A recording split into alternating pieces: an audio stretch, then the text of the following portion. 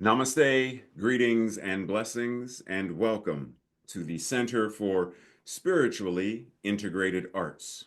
This is our Sunday message, and I am Reverend Dr. Raymont Anderson, the founder and spiritual director of this center. And I invite you to watch not only this Sunday message, but any of our archived messages. I invite you to join any classes or events that we have going on. I invite you to reach out and email if you have any questions. Questions about this community, questions about me, questions about what we do, or questions about this science of mind and spirit, liberation theology that we practice and teach. And if by chance you find yourself seeking beloved community with other like-minded beings, even if you already belong, are a member of another community, church, or center, you are more than free to have multiple affiliations wherever you are fed and find community. You are invited. And lastly, feel free to click like, subscribe, and share this or any other message or announcements with others in your circle. And with that, much appreciation, love, and blessings. Enjoy the message.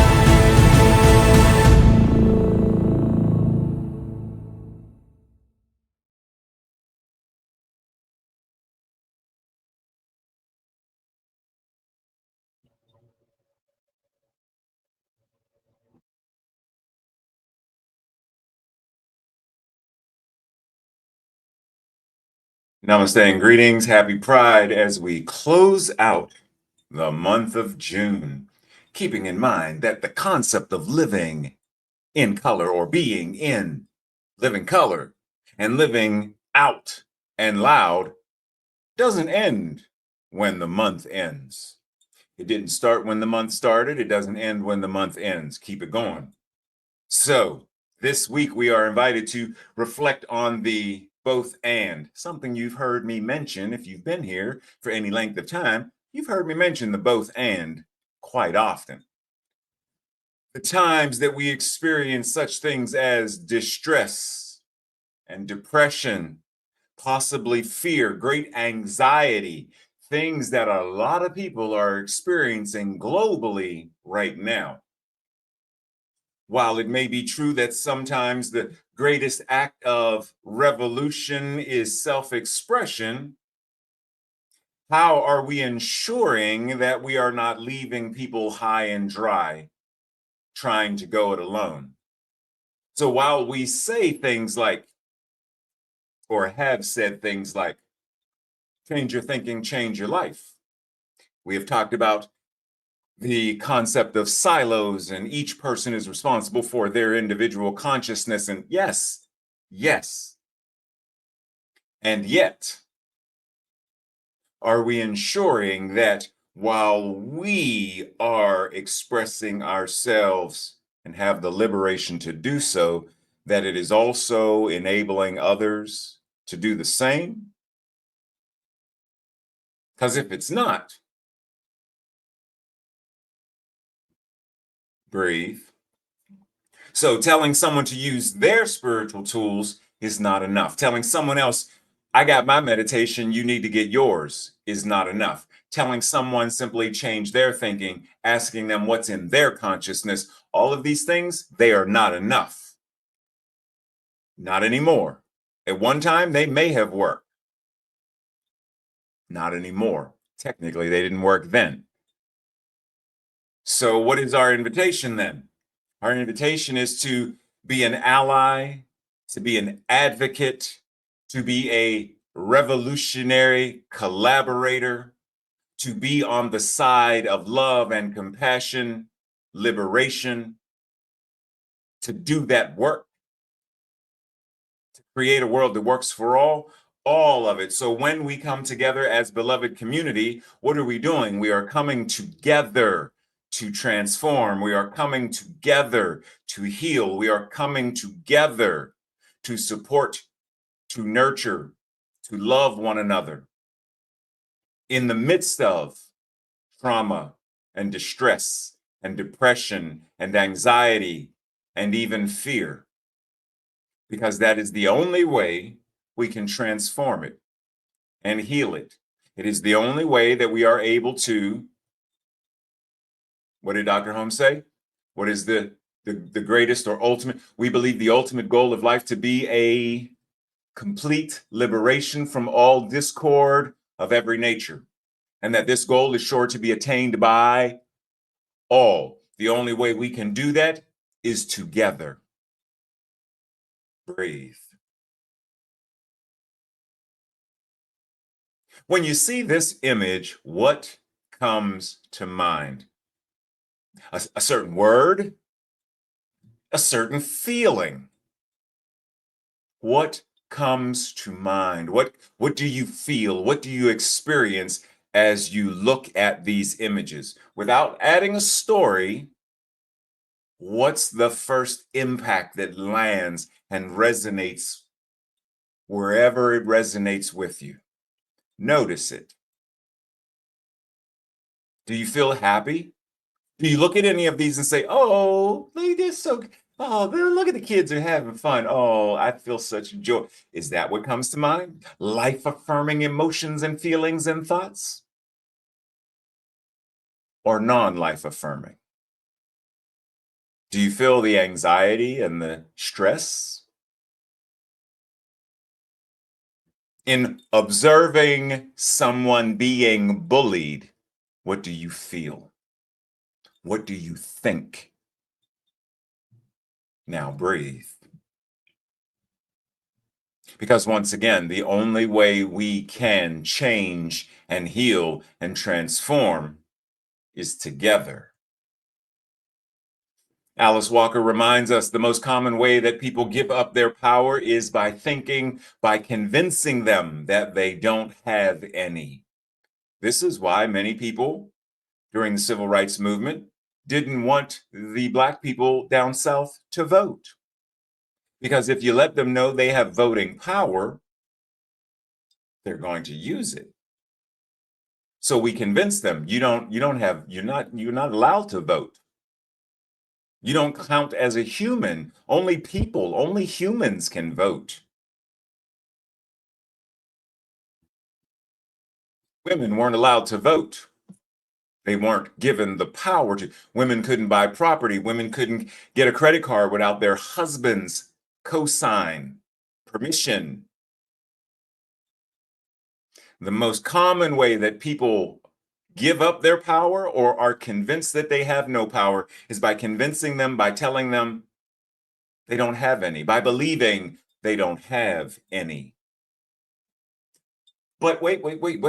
If you're the individualized expression of an individualized incarnation of the one power, there's only one power and only one presence, that which is God, and what it is you are, and what is true of it is true of you, because whatever is true of the one life must be true of your life, because there aren't two, there's only one life. Then the power of the universe is your power. Who does it benefit for any of us to not know that, to not believe it, and not access it? Breathe. So why do people bully? For a variety of reasons. Some people bully because hurt people hurt people. Some bully simply because they're looking for attention, and any kind of attention, including non-life affirming attention, is attention.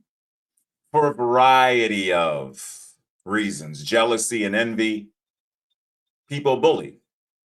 But bullying isn't the only term that we use for such things. Bullying also falls under the harassment and picking on someone and teasing someone. It falls under when someone says, "You can't take a joke." Was it really a joke? Or was it harassment under the guise of comedy? Being in a hostile work environment or a hostile church environment, any form of hate crime, all of this falls under the same umbrella of how people harm one another. Happens in a great many ways.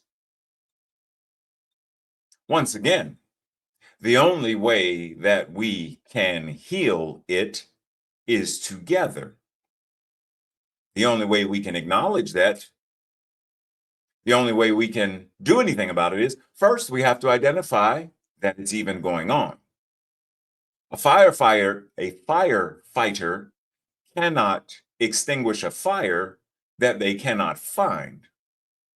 Number one, in order to put out the fire, I have to find the fire. I have to identify not just where it is, but what kind of fire it is. What is on fire? Because if it's an electrical fire, water is not the method, right? Specific fires, a grease fire.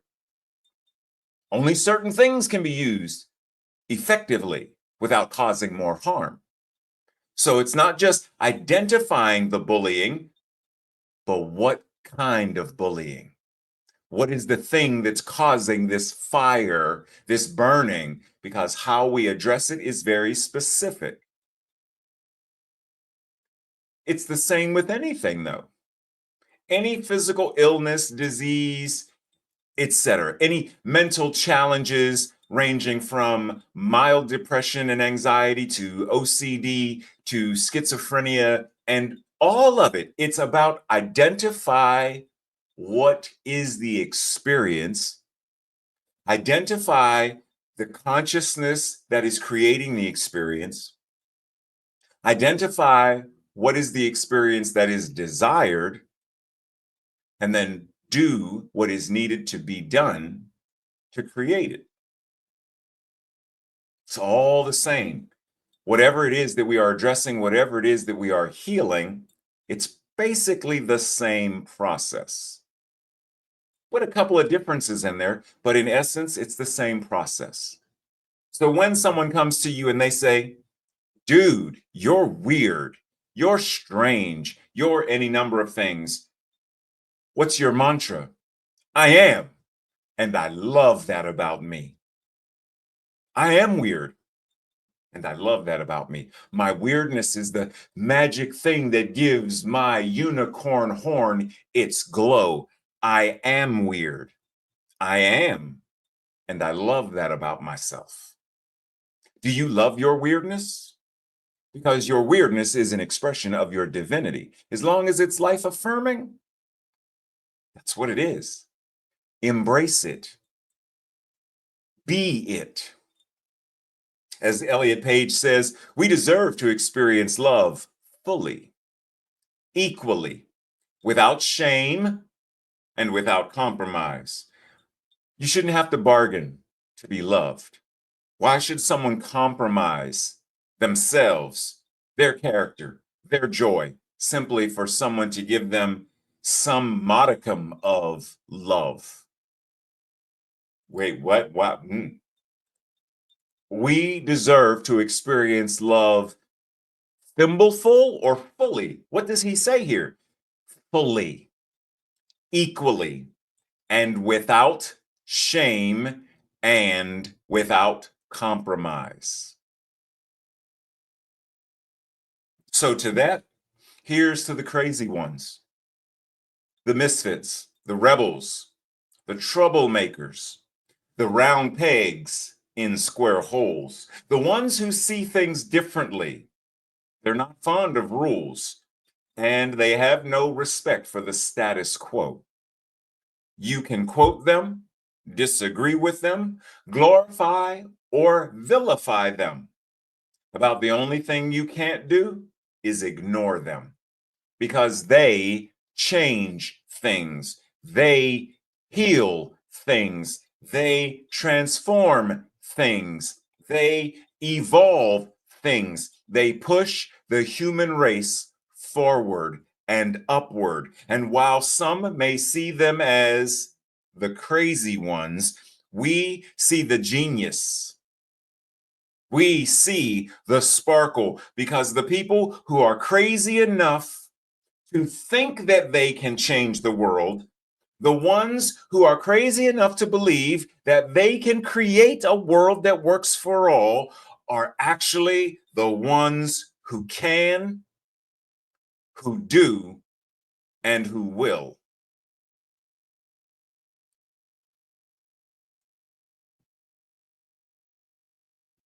Breathe. So remember a couple slides ago, I mentioned what Elliot Page said about compromise. And with compromise comes this idea that in order to fully be and be loved and all this stuff, that there's a price we have to pay. Compromise.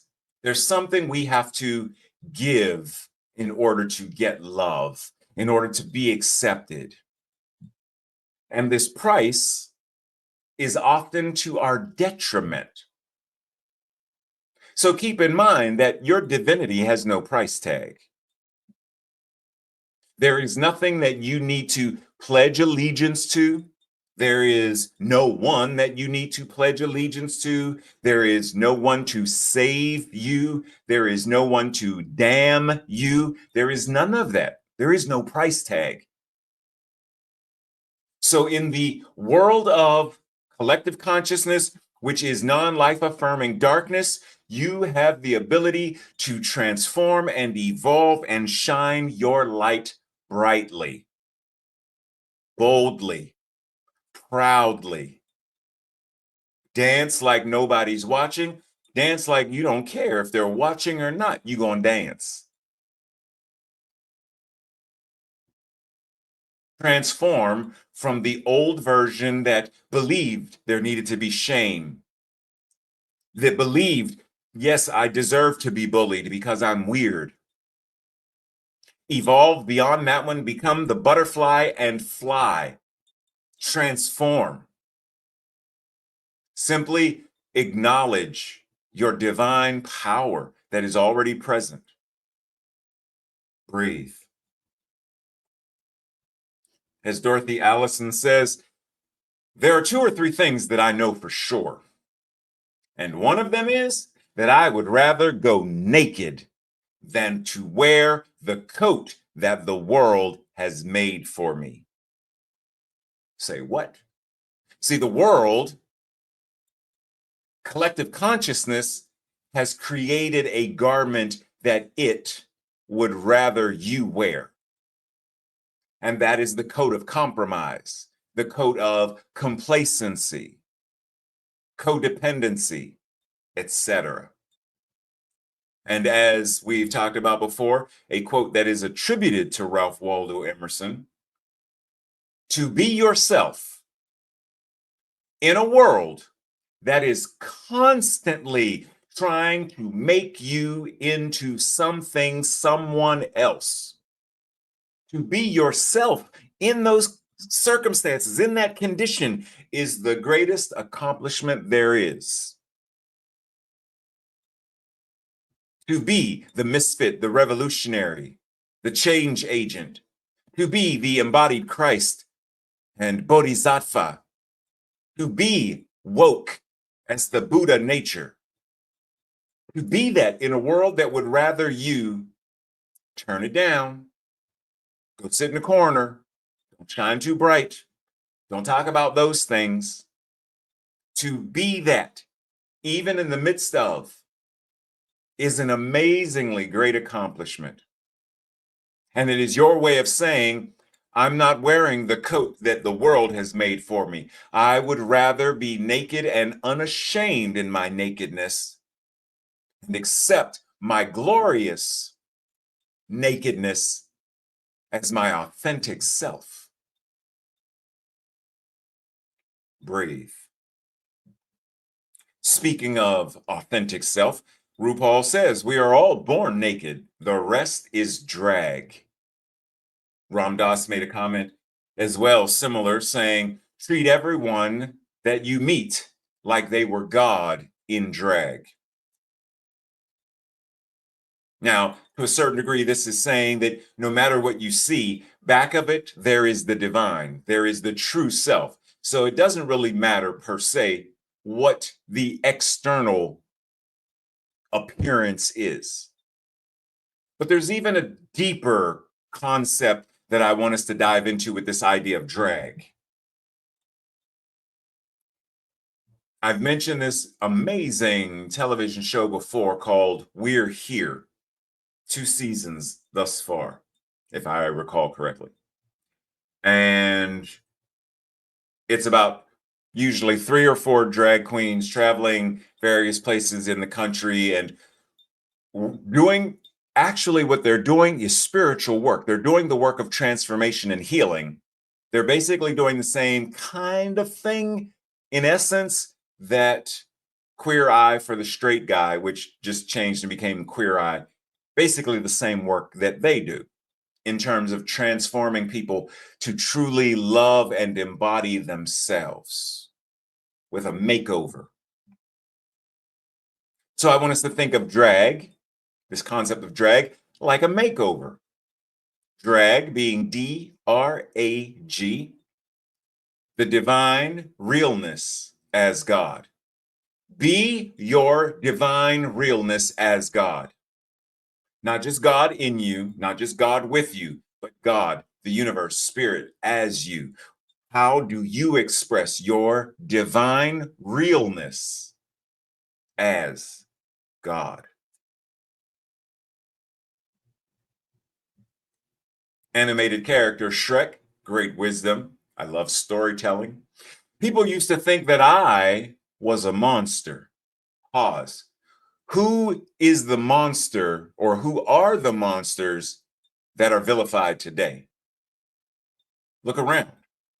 Transgender women, specifically transgender women of color, are monsters. Transgender women, monsters. Who else? There's a great variety of people that certain groups of people vilify and turn them into monsters because it's easier to do smoke and mirrors when you have a monster to direct the audience to. Look at my hands as I wave them magically, and you miss this whole idea that I'm pickpocketing you. People used to think I was a monster, and for a long time, I believed them. But after a while, he says you, but after a while, I learned to ignore the names that people called me. And I just simply trusted who I am. People used to think I, Raymond, was a monster for all kinds of reasons. Because I'm gay. Because I was smart. Or because I am smart. And for a long time, I believed them that I was a sinner bound to hell, that I was evil, that I was wrong, that I was a monster simply for being. But after a while, I learned to ignore that nonsense, the names, the finger pointing, finger wagging, Bible quoting. I ignored it and stepped into trusting who and what I am as a divine expression of the universe. That too is your invitation. So, how do you embody the creativity of drag and the whole ballroom culture as a clear expression of the divine? Spirit, the universe, empowers us to be resilient, to bounce back from setbacks, and to thrive in the face of adversity. In the heart of ballroom culture, resistance shines as a beacon of strength and perseverance. Every strut down the runway, every fierce performance, and every unapologetic display of self expression is a testament to the indomitable spirit of those who participate as drag queens and kings. Here, resilience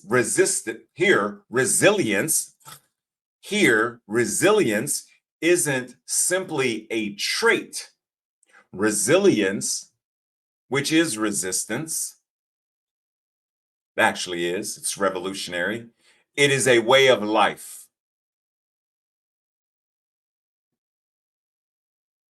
How are we invited to step into that space? As Emile Zola says, if you ask me what I came to do in this world, I, an artist, will answer you. I am here to live out loud. Now, you may not think of yourself as an artist, but you are. You are an artist of spirit, creativity, imagination. You are an artist in your relationships. You are an artist in many, many ways. You are here to live out loud. You are here to live as a divine expression or as the divine realness as God. From season 2 of We're Here, these fierce queens showed up. The one in the middle ended up leaving for a variety of reasons. This season was probably one of the most difficult to watch because they were specifically in cities and states where there was anti-drag legislation where literally they could be arrested for dressing this way in public and performing and being.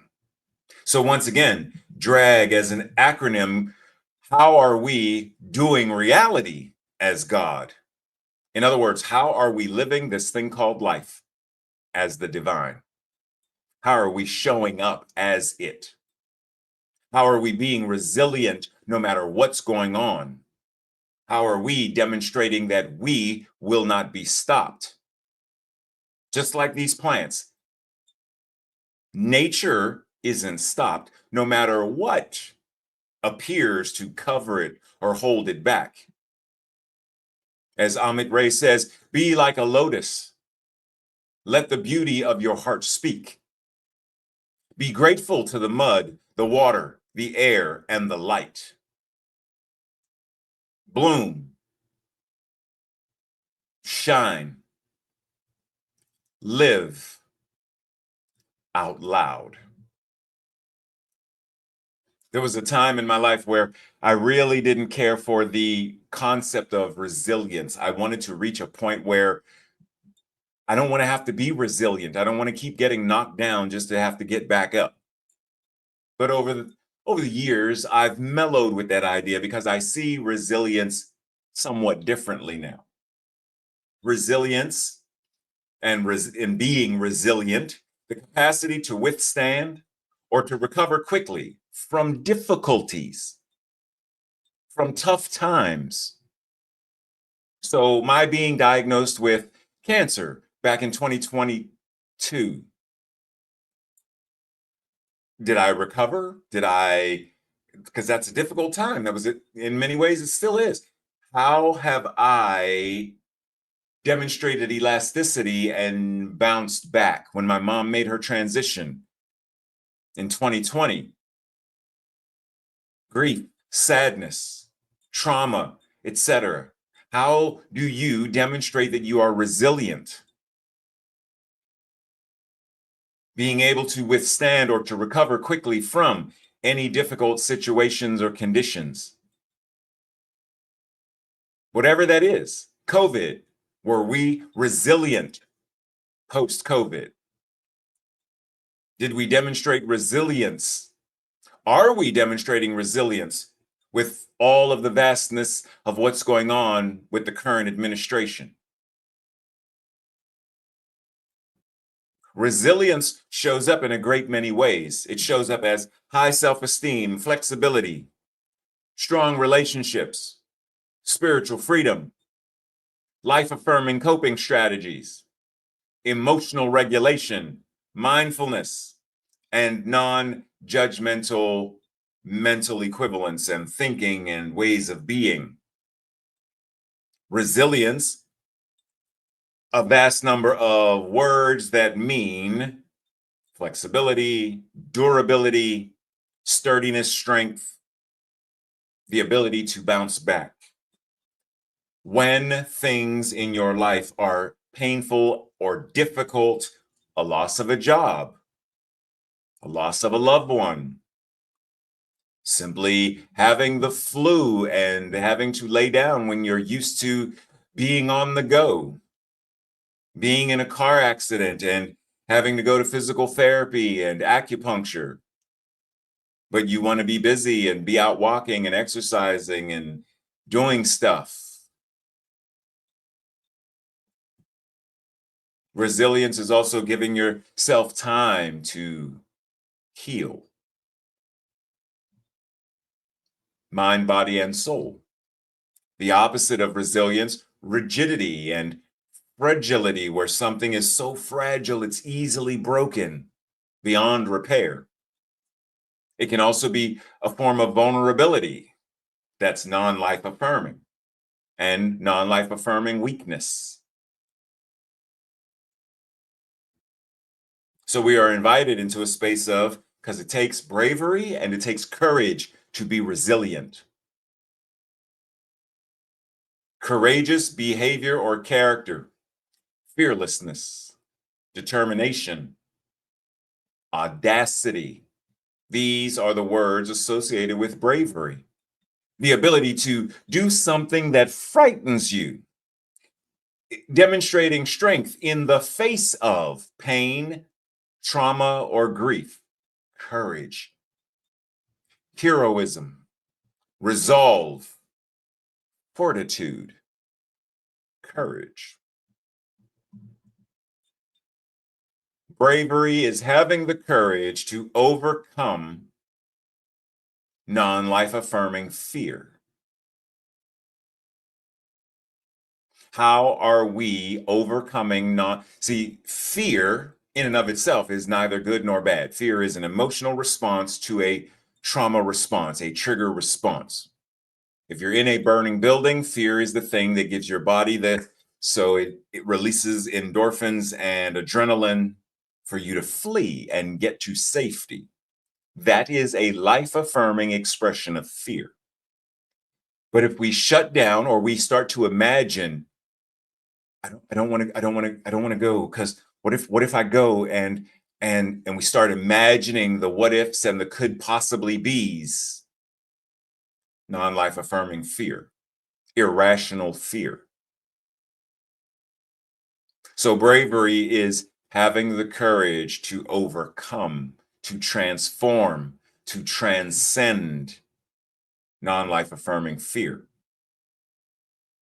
So when the world builds walls, what do you do? What are we invited to do? Because every challenge that we encounter, whether the challenge is wanted or unwanted, because some challenges we want. People who join, what is a television show called? Ninja thing where they go through the obstacle course. They know it's a challenge, but they want the challenge. Price is Right. I know it's going to be a challenge for me to guess the prices. I want the challenge though. So whether it's wanted or not, it's an invitation for us to apply spiritual principle, such as forgiveness, unconditional love toward ourselves and others, courage, bravery, etc. And this is because, in truth, spiritual practices like affirmations and prayer, mindfulness, etc., are all powerful tools that we are invited to use daily, no matter what is going on, not simply to use them when the bad things happen. You're having a good day? Spiritual mind treatment, pray. You're having a not so good day? Spiritual mind treatment, pray. You're having a great day? Spiritual mind treatment, pray. You're having a horrible day? Spiritual mind treatment, pray. Affirmations, mindfulness, meditation. If it's a way of life, then we're going to do it no matter what is going on, not just when there's a challenge. So in other words, the greenery grows. It doesn't wait for there to be a wall to say, "Ah, they built a wall. It is time for me to grow and break through the wall." It grows regardless. That's why when certain places are abandoned, nature reclaims the space. Because that's what it does. Nature shows up. And remember what Frank Lloyd Wright said. I believe that's who it was. When he said, "Oh, I believe in God, but I spell it Nature. Nature. This is a demonstration of what God is and how God operates. God isn't stopped, and we shouldn't be either. But some of the things that we let stop us are stress and trauma, things that disturb and put us in a state of emotional dysregulation, which is the difficulty or the inability for us to manage our emotions and feelings in a healthy, effective, and life-affirming manner. Being able to do so is emotional regulation. We can manage, we can respond in effective and life-affirming ways.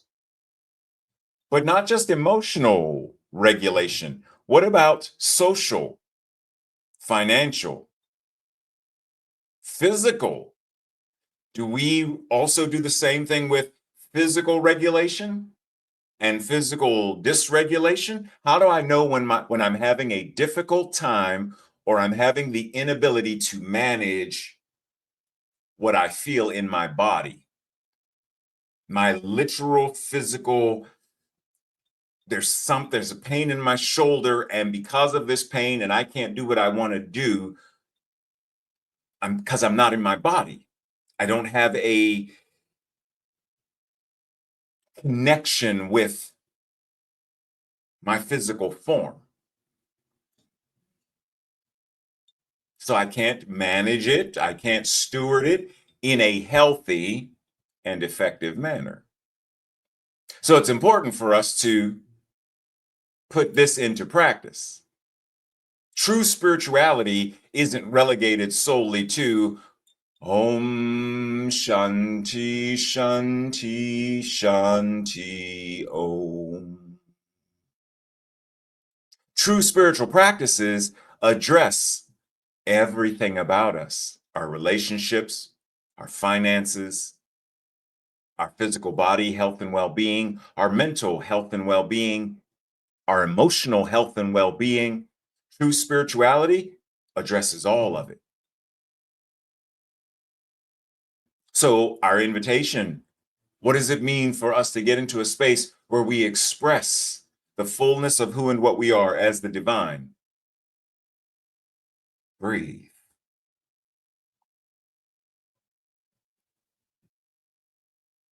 To live and speak, to exist, to show up out loud. It's one of the reasons why I love the television show Pose when it was on, as it reminded us this week, let's embody the vibrant energy of ballroom culture and celebrate our uniqueness and resilience. Spiritually, resilience is the ability to face challenges with grace, to rise above the obstacles and keep moving forward and upward no matter the odds. Just as the performers in ballroom culture transform their struggles into art, we too can turn our trials into triumphs. When faced with difficulties, instead of retreating, instead of retaliating, we can choose to stand tall and declare, I will not be moved. This mental equivalent helps us to overcome personal challenges, but also societal ones as we inspire those around us. By embodying the spirit of resilience, we access divine strength, power that then propels us toward our highest potential. So let's draw inspiration from the power exemplified in ballroom culture and bring it into every aspect of our lives. I shall not be moved, or we shall not be moved. A well-known African American spiritual or African American hymn, a protest song with roots in the early 19th century, a text which is based in biblical scripture, Psalm 62, 5 through 8. I shall not, or we shall not be moved.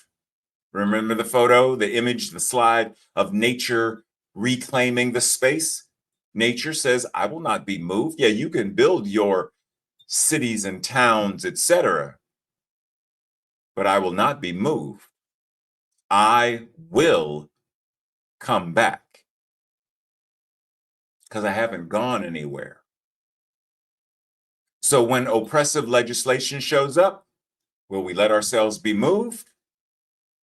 When people say to us, just you're too bright, you're too weird, you're too much, will we allow ourselves to be moved, to be bullied? Will we compromise who and what we are simply because someone else thinks that we're too smart or too beautiful?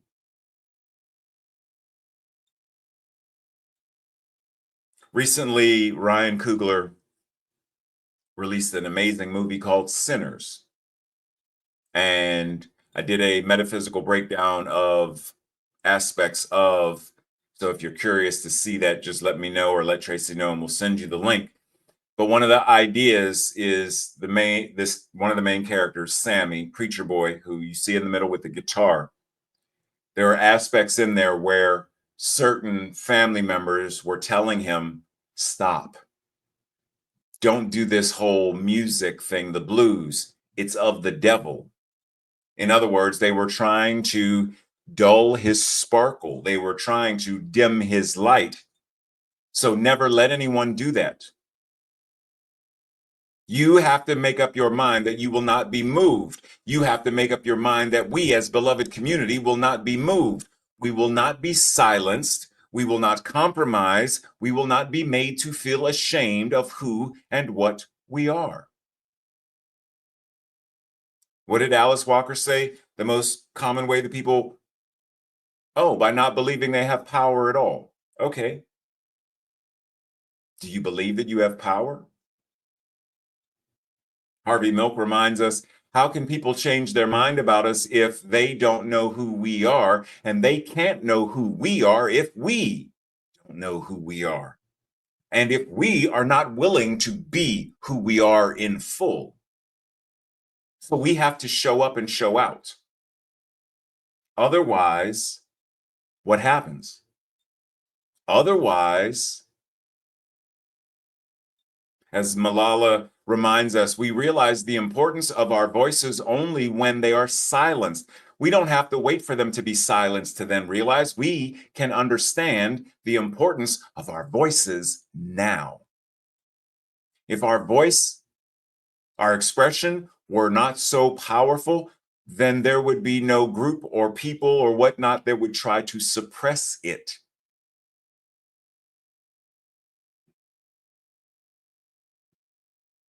All you have to do is look at who are the monsters, quote unquote.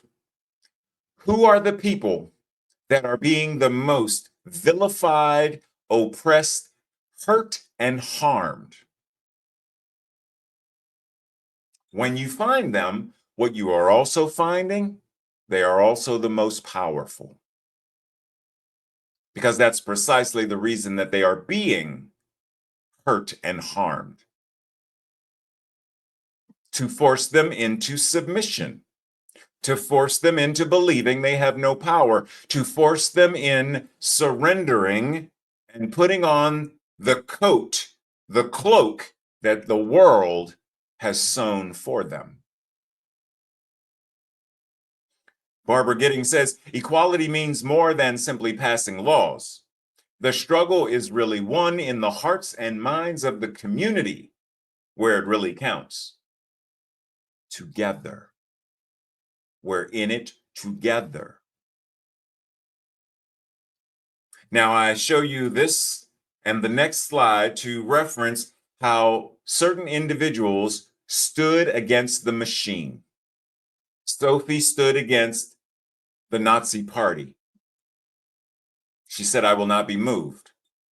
And Lipa Radic, prayerfully I'm pronouncing it correctly, same thing, said, I shall not be moved, as she stood against the Nazis. Both of these young women were executed.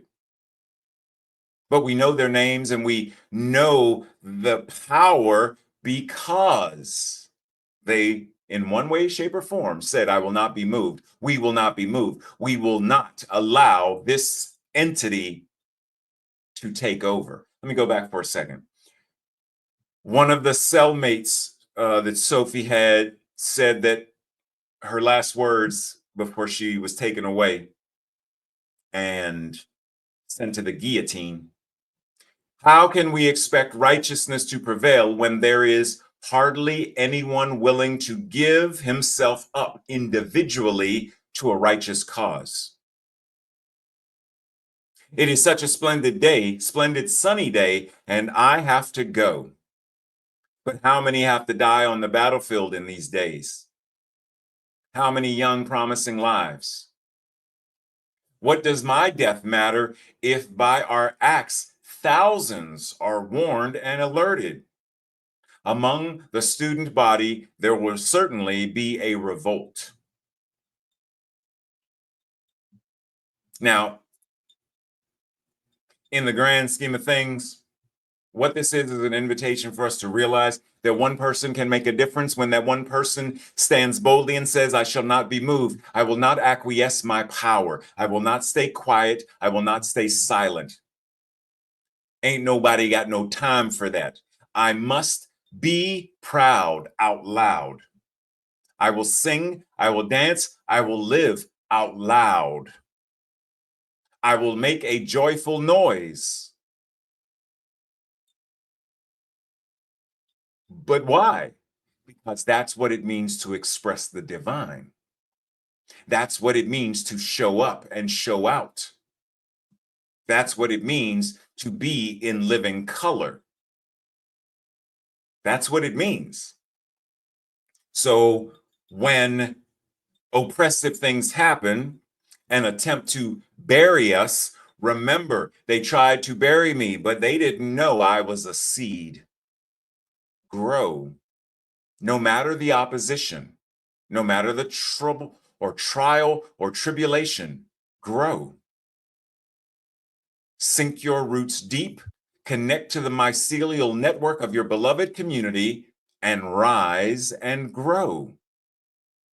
Because if we truly believe that the ultimate goal of life, complete freedom, liberation, then we have to understand what equality, equity, reality, and liberation are in order to effectively do the work. Otherwise, it's a mental game of metaphysical masturbation. That's not liberation. Talking about food is not eating food. And talking about food is not going to nourish anyone. It's not going to sustain life. Simply saying turkey, ham, chicken, sweet potatoes, macaroni and cheese, wheat bread, avocados, salad. How many of you, oh, you're full too? Right? Like I got so full from just talking the word. Doesn't work that way. Liberation doesn't work that way either. So we have to understand, as Victor Hugo said, all the forces in the world are not so powerful as an idea whose time has come. All the forces in the world, no government, no systems, no legislation, no structure is as powerful as an idea in the mind of someone who has the prophetic vision of liberation.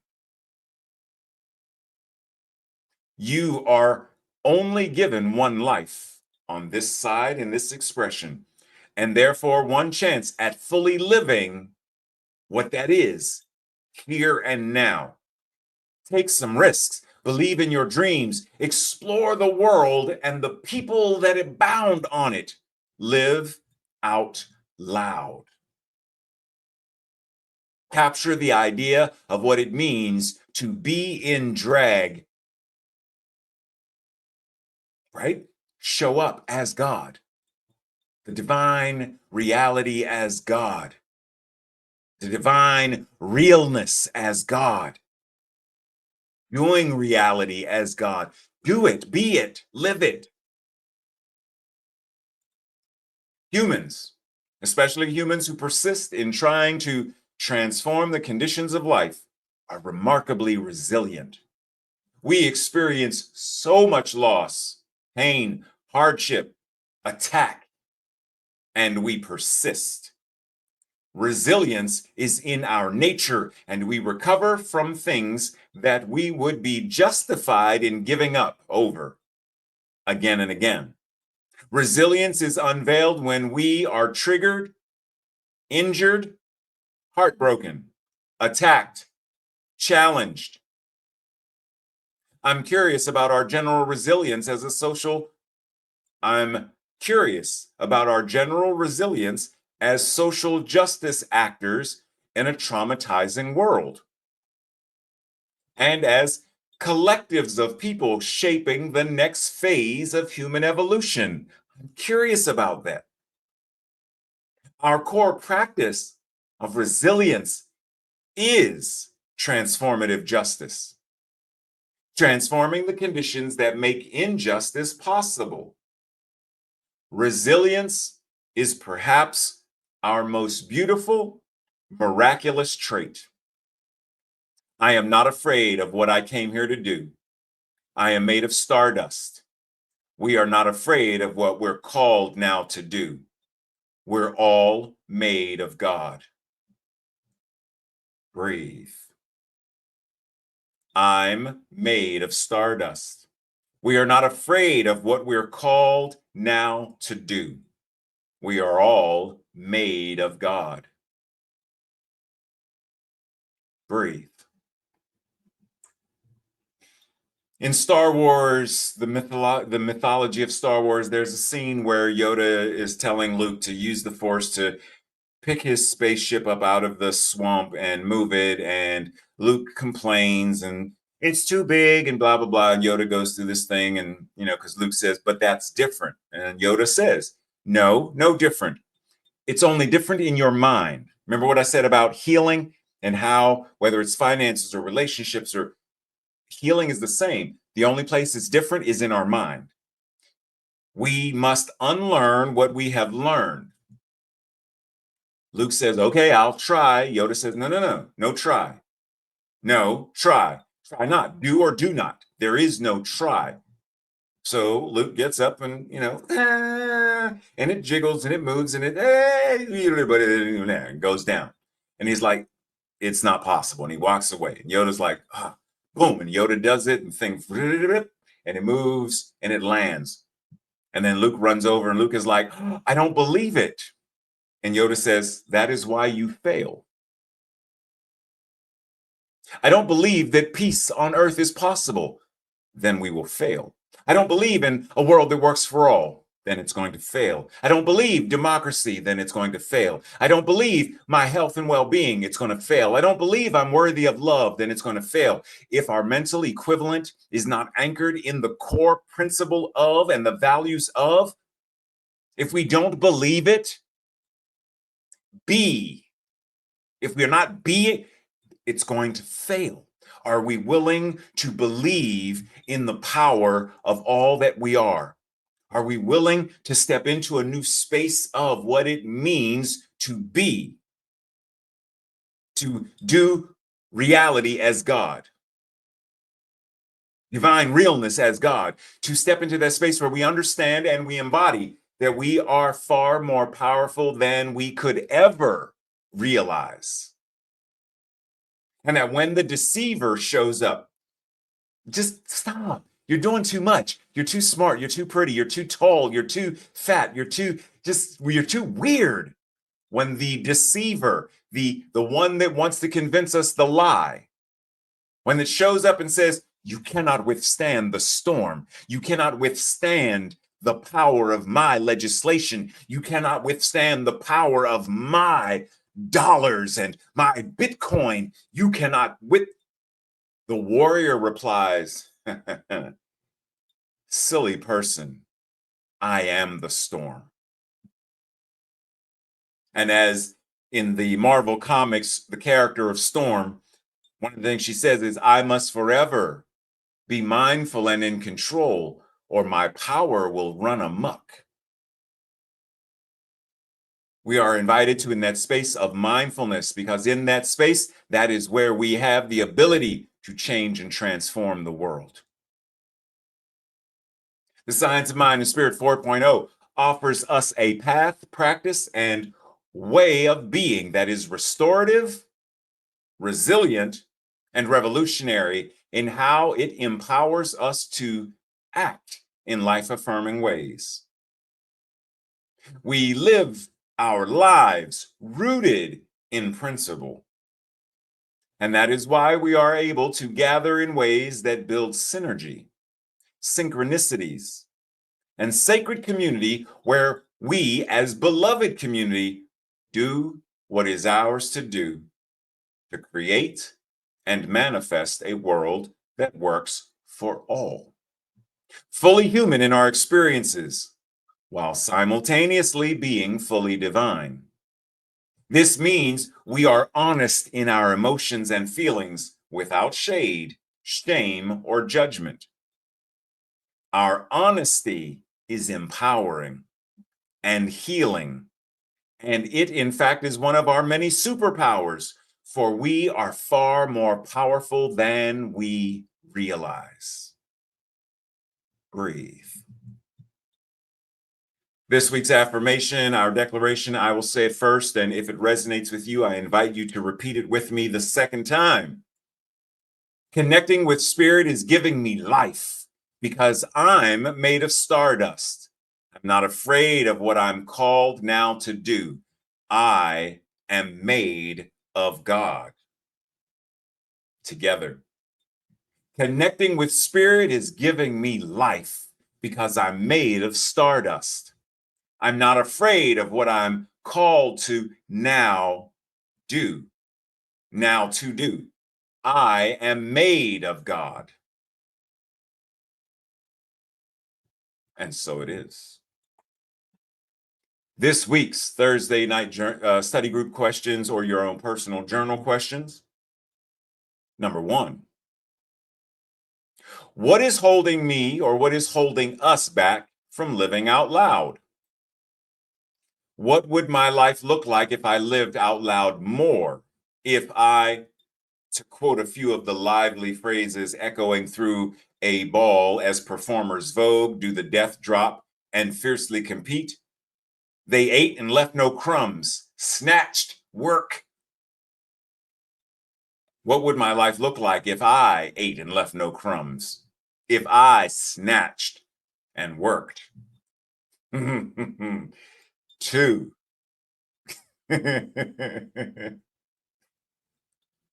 When do I celebrate another person's greatness with enthusiasm and joy? We have to celebrate one another. How do I demonstrate resilience, courage, and bravery? Where am I invited to demonstrate them now? In what situations have I or do I tend to dull my sparkle? Or let somebody else dull my sparkle? Why do I do that? What, in fact, is my sparkle? And how can I sparkle this week? Number 5, what does the affirmation/declaration today stir in my mind and my heart? What does it invite me to do? And lastly, what is my biggest challenge from today's message? Of all the things that were shared, that's my biggest challenge. What is it? And this week's the practice, the red pill or the blue pill? This week's the practice. Have a conversation with someone about what it means for you to not be moved and to leave no crumbs. Works for me. As we enter into that space of prayer, simply knowing that our amen this week is, I leave no crumbs. I, as a divine expression of God, I, as God, I, doing reality as God, I, divine realness as God, I show up as it. I live, move, and have my beingness as it. My sparkle is it. My weirdness is it. I am it. And this week, I work. This week, I sparkle. This week, I'm snatched. This week, breathe. This week, I live out loud, proud. I show up in full, doing what is mine to do. I will not be moved. We will not be moved. A world that works for all, right here and right now. In my mind, my mental equivalence, my life, my community, my family, right here and right now is where it starts. So I choose to start. This week, my amen is, I am not moved. I ate and left no crumbs.